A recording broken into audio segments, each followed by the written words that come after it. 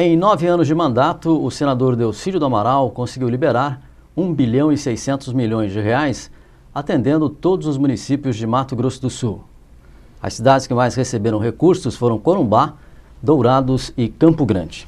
E eu estou aqui com o senador e a gente vai conversar um pouco mais sobre o trabalho que vem realizando no Senado Federal, ele que comanda hoje a Comissão de Assuntos Econômicos. A presença do senador Guido Mantega, para quem que é melhor? A redução da caderneta de poupança? Bom, primeiro, amanhã nós vamos ter a presença do ministro Guido Mantega para discutir especificamente a medida provisória que trata das novas regras da caderneta de poupança.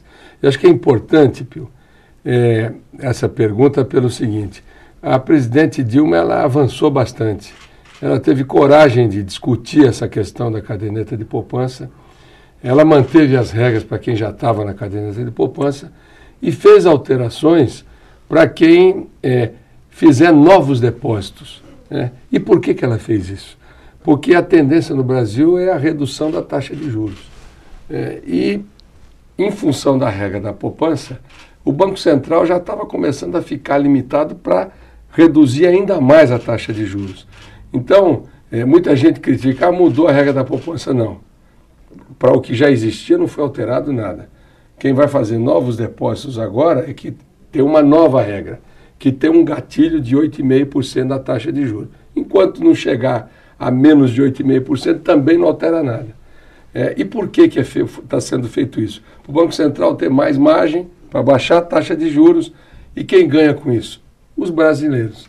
Ou seja, quanto menor a taxa de juros, a sociedade se beneficia disso e, consequentemente, foi uma atitude corajosa e, ao mesmo tempo, uma atitude competente. E o ministro Guido Mantega vai amanhã à Comissão de Assuntos Econômicos, que eu presido, para explicar essas novas regras. E, claro, nós vamos debater redução da taxa de juros de banco, e já está havendo não só mais os bancos estatais que estão reduzindo taxa de juros, os bancos privados também. Vai vir a redução da taxa de juros dos cartões de crédito, que isso é um verdadeiro absurdo. Você entra naquela conversa de pagamento mínimo, quando você assusta, já pagou 2, 3 vezes a dívida que você tem. Então são medidas importantes para o país, para aquecer a economia, para fazer o Brasil crescer, principalmente num momento difícil como esse, ou a crise na Europa, as dificuldades que isso vai trazer para o mundo inteiro. A China mesmo continua crescendo, mas é um crescimento desacelerado se a gente comparar com o ano passado. Então nós temos que tomar cuidado. E o governo está muito atento para fazer com que o Brasil tenha uma taxa de crescimento compatível com o que a gente espera e compatível com o que a população, acima de tudo, precisa na geração de emprego, na geração de renda e nos investimentos. O senhor acredita que a taxa Selic vai começar a baixar mais aí? Vai baixar mais. E com isso não vai prejudicar a caderneta de poupança, senador? Não prejudica. Exatamente, as regras foram estabelecidas para não prejudicar a caderneta de poupança. Por quê? Porque o Estado, o país ganha a partir do momento que você tem taxas de juros menores e, mais do que nunca, mantidas as mesmas condições de antes com relação àquelas pessoas que depositaram suas economias na caderneta de poupança. O cheque especial já diminuiu. Já diminuiu. E caminha nesse sentido também os cartões de crédito? Cartão de crédito do mesmo jeito. E o governo está pressionando, e nós mesmo estamos falando dia e noite lá no Congresso sobre isso. Reduzir, é automático isso. Baixou a taxa de juros, não tem sentido. Pagar 10, 12% num cartão de crédito, né? Num cartão de crédito, é um absurdo, né? E mais, o cartão de crédito tem aquela pagamento mínimo. Eu estou sem dinheiro, vou pagar o mínimo. É o começo da confusão. Então, eu acho que agora nós vamos começar a praticar taxas civilizadas de juros, de cartão, de banco, de cheque especial. Estava na hora, ninguém aguenta mais, e acho que o Brasil não comporta mais aqueles níveis de taxas de juros que nós tínhamos, ou pelo menos vivíamos, ou convivemos anteriormente. O senhor também defendeu lá no Senado a redução do preço da energia, diminuindo o imposto, até porque em 2015 vai haver uma renovação de concessão de distribuição de energia. O senhor acha possível também diminuir o preço da energia? Eu acredito que sim. Nós vamos ter agora a renovação de concessões, mais de 20 mil megawatts de geração, 80% aproximadamente das linhas de transmissão, rede de distribuição também, que estamos com as concessões já se encerrando agora em 2015.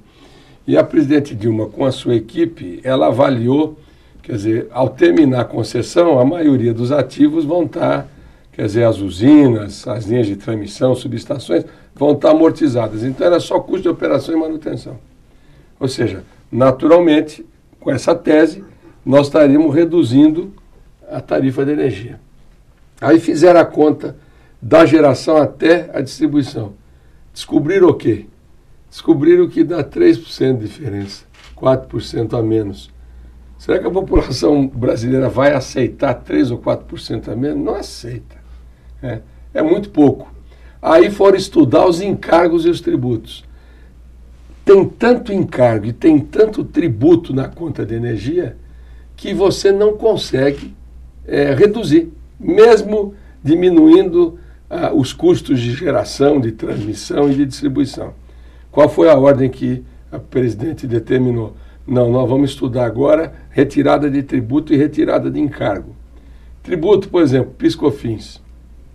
Retirada de encargos, por exemplo, a RGR, que é a Reserva Global de Reversão, que era usada exatamente para renovação de concessões e depois começou a ser usada para outras coisas. Então, com isso, nós vamos ter uma redução bastante considerável das tarifas de energia. E o Brasil não pode conviver com as tarifas nesses patamares. Nós estamos perdendo competitividade.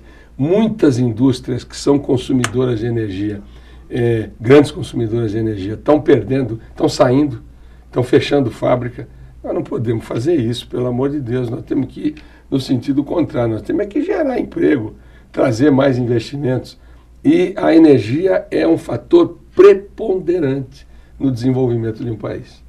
Agora, falando um pouco com relação ao agronegócio, muito se discutiu em Mato Grosso do Sul o monopólio da carne, através de um frigorífico só, acabar abatendo e comercializando esse produto.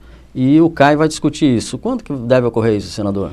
Olha, nós estamos agora acertando com os convidados. Nós combinamos, eu apresentei um requerimento na Comissão de Agricultura há 2 semanas atrás, e convidando o presidente do JBS, o senhor Joesley, o Marquinhos, o presidente do Marfrig, o presidente do BNDES, Luciano Coutinho, o Enio, que é o secretário lá do Ministério da Agricultura, que cuida dessa questão, que cuida desse assunto, e o CAD, que é o responsável pela concorrência, ele zela pela concorrência no país.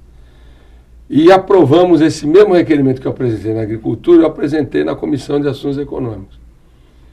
Para a gente discutir o seguinte, Pio, do jeito que esse negócio está caminhando, hoje 70% da carne em Mato Grosso do Sul está na mão desses 2 frigoríficos.